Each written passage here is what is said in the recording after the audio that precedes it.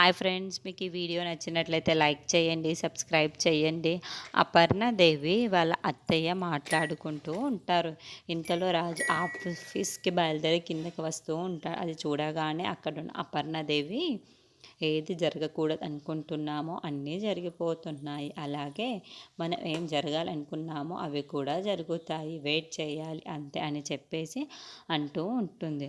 ఆ మాటలు వినగానే అక్కడున్న రాజు అయితే వాళ్ళ అమ్మను అలా చూస్తూ ఉంటాడు. ఇంతలో అక్కడున్న వాళ్ళ బామ్మగారు అయితే మన కంపెనీకి ఇప్పుడు 100 ఏళ్ళు నిండిపోయాయి. నువ్వు కంపెనీకి వెళ్ళిన తర్వాత మరింత అభివృద్ధి చెంది రాజు, ఇలా జరగడానికి నువ్వే మెయిన్ కారణం అని చెప్పేసి అంటూ ఉంటుంది. ఆ మాటలు వినగానే అక్కడున్న రాజు అయితే చాలా సంతోషిస్తూ ఉంటాడు.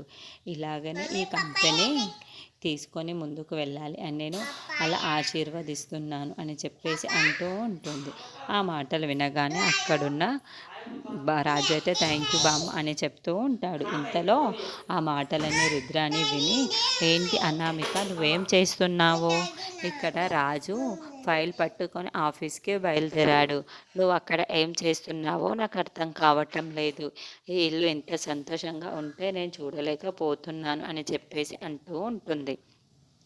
ఆ మాటలు వినగానే అక్కడున్న అనామిక అయితే, నేను సైలెంట్గా ఎక్కడ ఊరుకున్నానో ఇక నుండి చూడు ఏం జరుగుతుందో.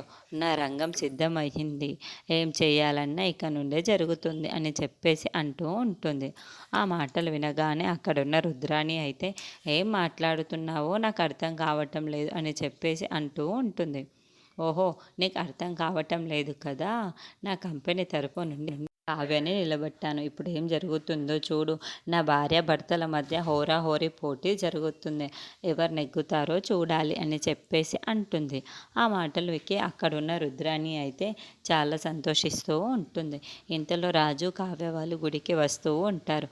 ఒకేసారి గంట కొట్టడంతో ఒకరినొకరు చూసుకుంటూ ఉండిపోతారు.